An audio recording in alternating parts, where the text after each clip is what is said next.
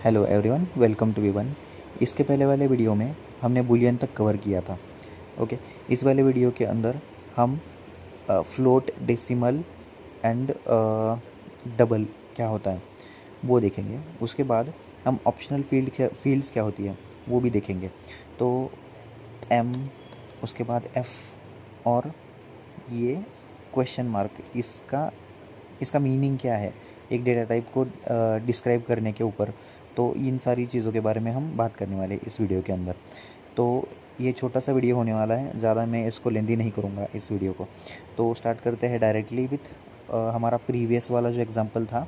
मैं इसको रन करके दिखाता हूँ आपको।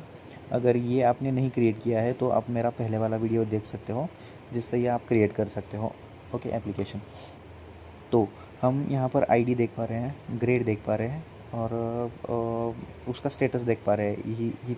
ये पास है या फेल है, ये दो चीज़ें देख पा रहे हैं। अब हम क्या करेंगे, इसके अंदर फ्लोट डिक्लेयर करेंगे। फ्लोट कैसे डिक्लेयर करते हैं? फ्लोट मार्क्स, हम यही मार्क रखेंगे। तो सफिक्स क्या होता है? जो भी आपकी वैल्यू है उसके बाद में जो भी आप लगाओगे उसको सफिक्स बोलते हैं। प्रीफिक्स यहाँ पर आप देख पा रहे होंगे, स्ट्रिंग इंटरपोलेशन के लिए आपने प्रीफिक्स लगाया है एज ए डॉलर। तो ये सफिक्स है और ये प्रीफिक्स है। तो ये दो चीज़ों के बारे में आपको इतनी जानकारी लेने की ज़रूरत नहीं है, लेकिन एफ़ हम वैल्यू के एंड में डालते हैं। तो ये क्या करता है, इस वैल्यू को फ्लोट वैल्यू कंसिडर करता है। अगर मैं इसको निकाल दूंगा तो ये एरर देगा। देखो, अब ये येलो साइन इसलिए दिखा रहा है क्योंकि इसको हमने कहीं पे यूज़ नहीं किया है। तो डायरेक्टली इसको यूज़ कर लेते हैं, तो इसका साइन चला जाएगा वो। और इसको मैं अगर रन करूँगा तो देखना ये 89.5 वैल्यू यहाँ पर दिखाएगा। ओके, तो ये क्या कर रहा है, तो जो फ्लोट वैल्यूज़ होती है वो पॉइंट के बाद जो भी आपका वैल्यू है, जैसे कि आपकी वैल्यू क्या हो सकती है, 12.12 या ऐसी ही कोई वैल्यू जो कि मार्क्स के हिसाब से होती है, या ऐसे ही किसी चीज़ों के बारे में होती है, उनके लिए आप फ्लोट का यूज़ करते हो। जो कि लोएस्ट प्रिसीजन के लिए हम यूज़ करते हैं। उसकी साइज़ मोस्टली 4 बाइट्स होती है, 4 बाइट्स। ओके, एंड उसके बाद ये मोस्टली किस लिए यूज़ होता है? टेम्परेचर कैलकुलेशन के लिए और किसी भी मेजरमेंट्स के लिए इसका यूज़ होता है फ्लोट का। ओके, तो इसको भी मैं, ऑलराइट। अब ये हो गया फ्लोट के हिसाब से। अब हम डबल क्या होता है वो देखेंगे। अब डबल कैसे डिस्क्राइब करते हैं? डबल परसेंटेज, ये ऐसे। अब डबल के लिए आपको कोई भी सफिक्स देने की ज़रूरत नहीं है, जैसे कि आप यहाँ पर देख पा रहे होंगे।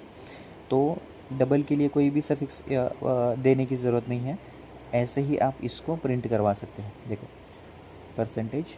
अब इसको मैं अगर रन करूँगा तो 89.56 यहाँ पर परसेंटेज दिखाई देगा आपको। ठीक है, अब ये डिफ़ॉल्ट है।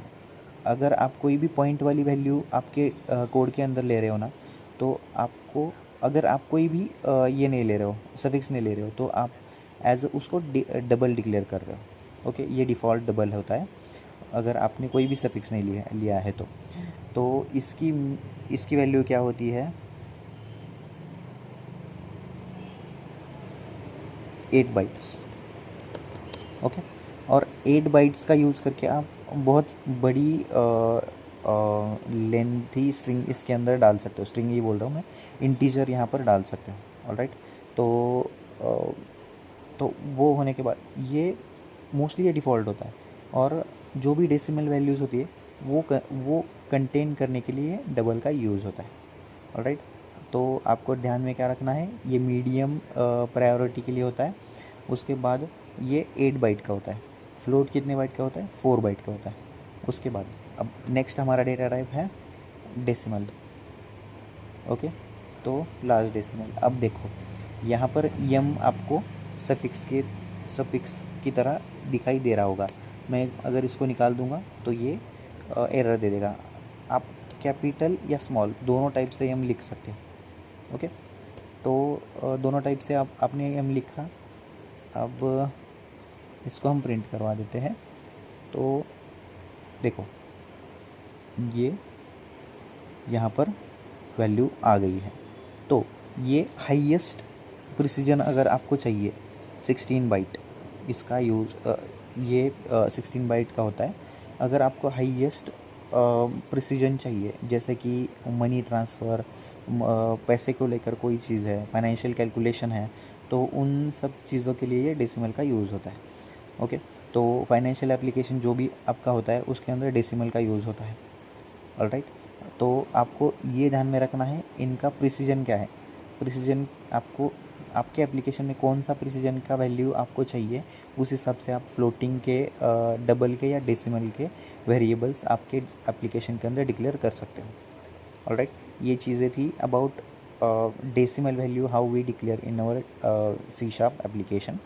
तो उसके बाद हम आगे बढ़ते हैं और अपना अगला डेटा टाइप जो कि है नलेबल, उसको देखते हैं। अब नलेबल को अगर देखना है आपको, तो मैं पहले एक वैल्यू डिक्लेयर कर देता हूँ जो कि है इंट।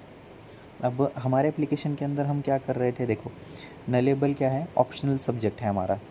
ओके, तो हम उसी तरह का एक कोई यहाँ पर क्या है, ऑप्शनल सब्जेक्ट मार्क्स, हाँ ठीक है। तो ऑप्शनल सब्जेक्ट मार्क किस इसमें होंगे, इंटीजर के हिसाब से होंगे। तो हम इसको एक वेरिएबल नाम देते हैं ऑप्शनल सब मार्क। ओके, तो इसको बंद कर देते हैं, इसको सिर्फ मैंने डिक्लेयर किया है, इसको यूज़ नहीं किया अभी तक। तो हम इसको क्या कर लेते हैं, इसको यूज़ कर लेते हैं। कैसे, optional subject mark, sorry subject marks is equal to 15 तो नहीं होंगे, optional subject mark equals to 89। Alright, अब ये 89 हम यहाँ पर प्रिंट करवा सकते हैं। कैसे, कंसोल ऐसे। ओके, अब मैंने यहाँ पर ऑप्शनल सब्जेक्ट मार्क यहाँ पर प्रिंट करवा दिए। अब इसको मैं नल भी करवा सकता हूँ। अगर कोई भी वैल्यू मुझे इसके अंदर नहीं चाहिए तो वो भी मैं यहाँ पर लिख सकता हूँ। बट यहाँ पर आप एक एरर देख पा रहे होंगे, वो क्या बोल रहा है, तो ये नलेबल नहीं हो सकता। तो नलेबल करने के लिए हम क्या कर सकते हैं, यहाँ पर इंटीजर जहाँ पर आपने डिक्लेयर किया है, इसका डेटा टाइप जहाँ पर डिक्लेयर किया है उसके आगे क्वेश्चन मार्क लगा सकते हैं। तो आप देख पा रहे होंगे कि इसका जो एरर था वो निकल गया है। अब इसको रन करता हूँ मैं, तो आप देख पाओगे कि ये कोई भी वैल्यू यहाँ पर नहीं देगा।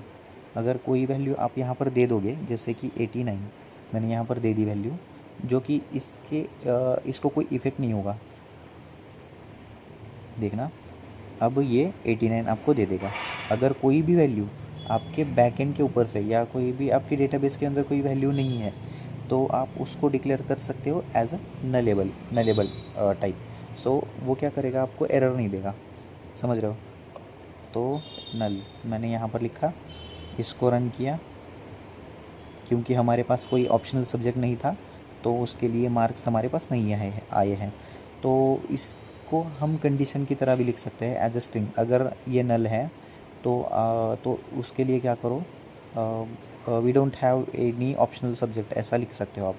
या अगर ऑप्शनल सब्जेक्ट है तो इफ एल्स की कंडीशन के ऊपर आप उसको कंडीशन स्टेटमेंट लगा के जो भी आपको स्ट्रिंग उसके आपके एप्लीकेशन के ऊपर लगानी है वो आप लगा सकते हैं। अब नेक्स्ट चीज़ क्या है कि अगर मैं किसी भी इन डेटा टाइप्स को नलेबल नहीं किया है और उसकी वैल्यू मैं चेंज कर रहा हूँ, देखो now we are changing this value to नल।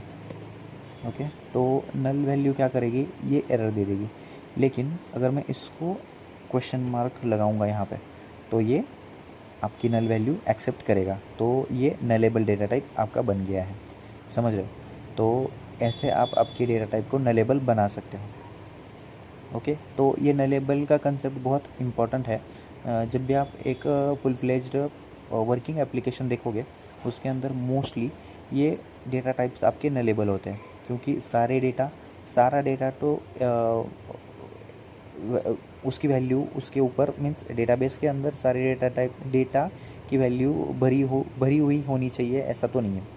तो आपको जो भी लेके आना है उसको नल चेक पहले करो और उसके बाद ही आप उसको लेके आओ। नहीं तो ये बहुत हेक्टिक हो जाता है। जब भी नेक्स्ट टाइम आप नल चेक करोगे, उसका कोई भी उसके ऊपर चेकिंग करोगे तो हेक्टिक हो जाता है बहुत ज़्यादा चीज़ें।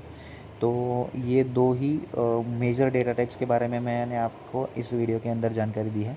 अगली वीडियो के अंदर हम एड्रेस जो कि एक वेरिएबल, एक हम क्लास ही बनाएंगे एड्रेस के लिए।